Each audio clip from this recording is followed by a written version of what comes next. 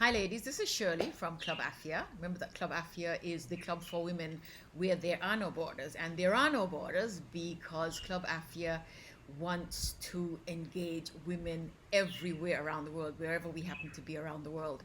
One of the reasons why we are doing this is because this new COVID, this new pandemic situation, the situation in the world following on the start of this pandemic is that communication is difficult. I mean, all of us, many of us have already done or are still doing, some of us, the isolation and lockdown and well, everybody's doing social distancing or should be, and we're wearing masks and so on, we're out in public, and so it's limiting how we can meet. We're not in many places we are asked to meet only in very small groups and so on. And a group of us wanted to ensure that we stayed in touch and that we provided a space for women to just stay in touch with women and converse about things and exchange things. And so this is day 3 of my challenge, my 30-day C challenge. Share, serve, support, exchange, embrace, express, expand, enhance, enjoy.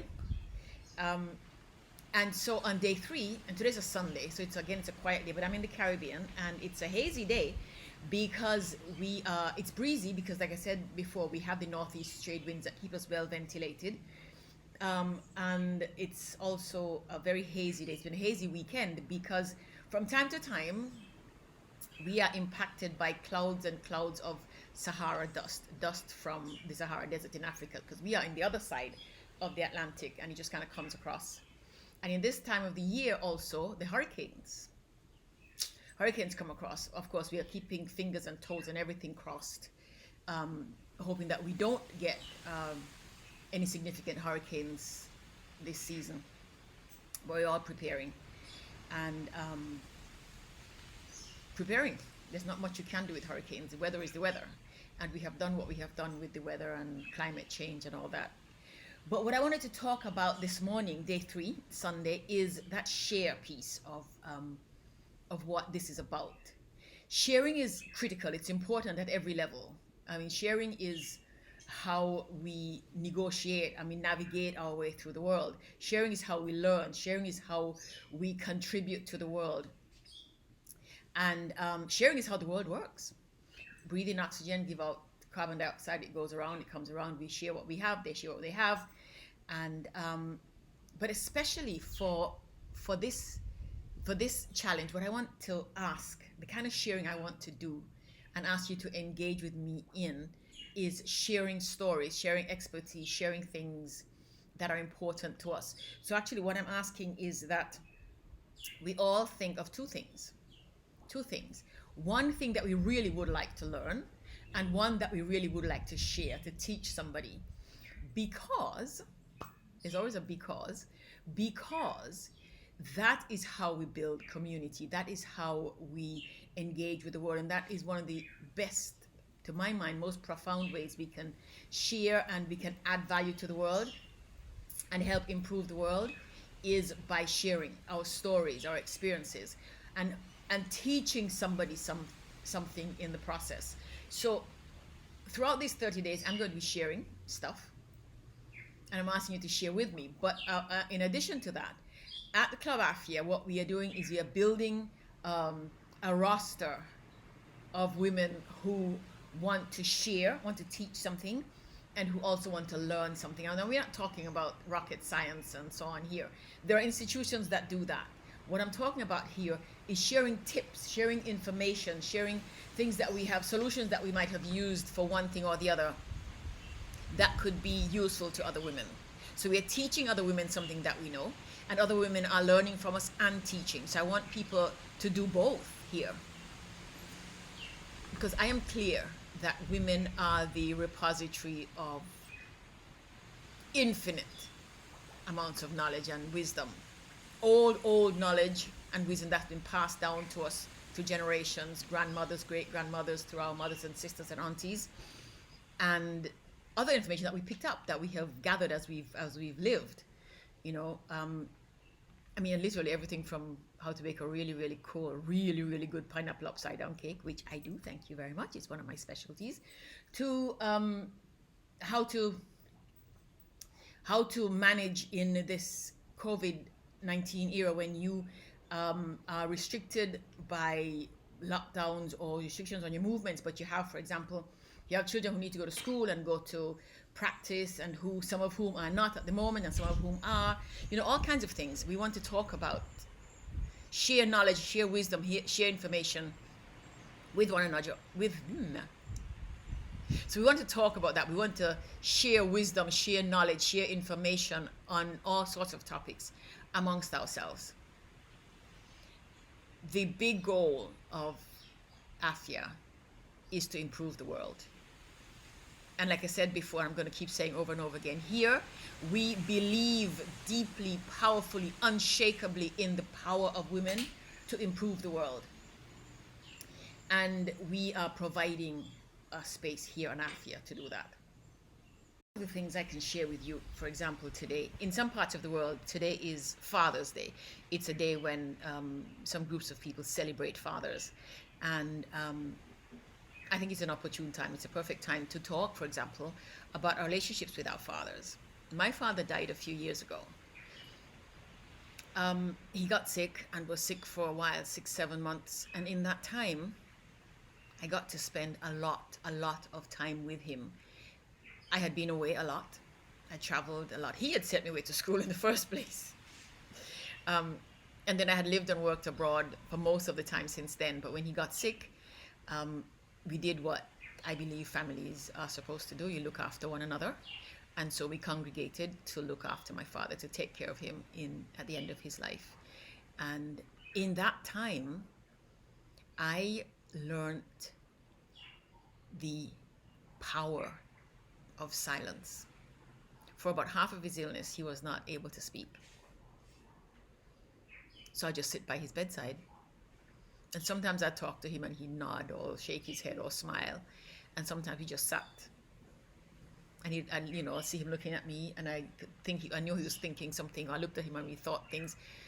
One of my friends, I was talking to one of my friends about that, and I was saying to her, I really wish I could talk to my father. I wish we could just be talking all this time. And she reminded me, Shirley, you know that a lot of the things that we need to say, that we need to hear, can be done in silence. And I thought about that. And she was right. And so I'd sit with my father in perfect silence.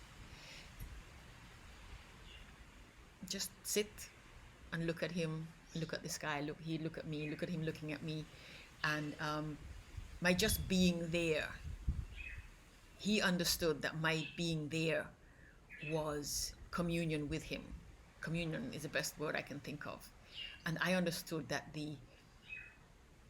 the privilege of being there with him at that particular time of his life was a wonderful, painful, I grant you, in many ways sad experience, but sitting there with him in silence and thinking about my life up until then and what he had taught me and what I had learned from watching him, what he had taught me, specifically gone out of his way to teach me, and what I had learned from being his daughter and being in his life and watching him navigate his life. I got to sit in silence and think about those. And I might not have done that, might not have been able to do that, because my life has always been a very active life. Like I said, I travel a lot and I'm very active throughout the day.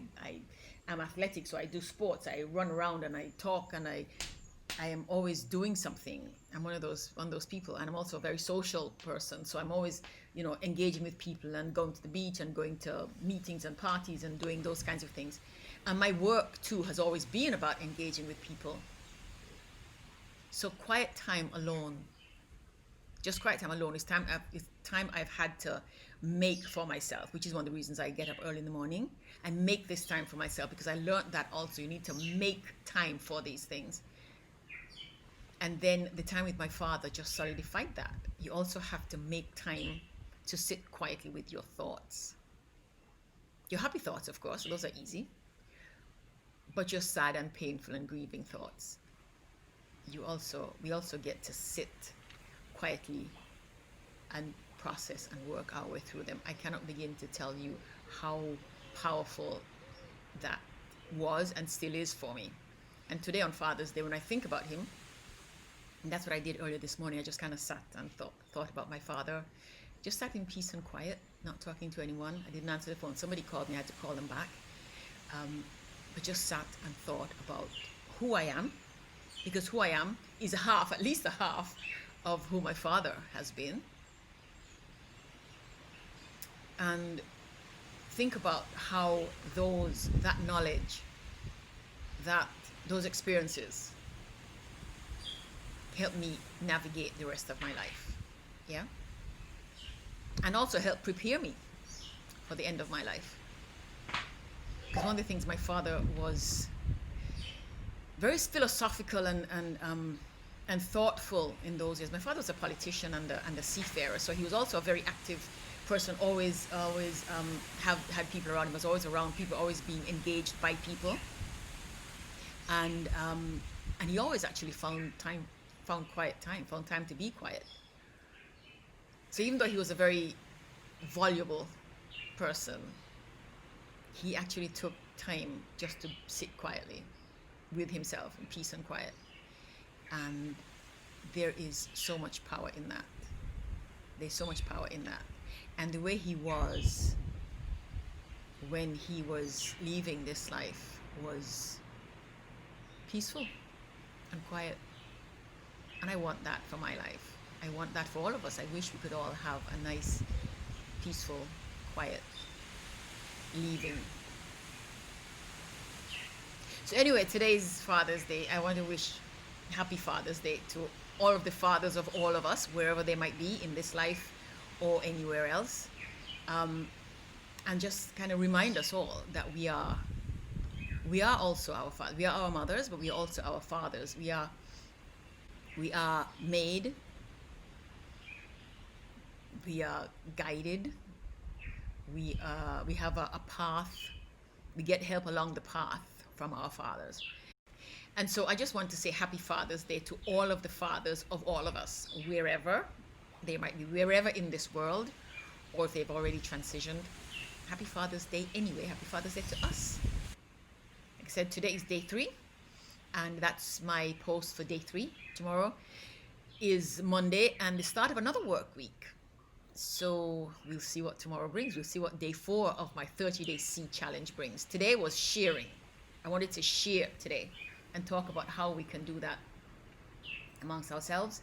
And then tomorrow we'll see whether I want to talk about serve, support, engage, express. But thank you so very much for joining me on this journey.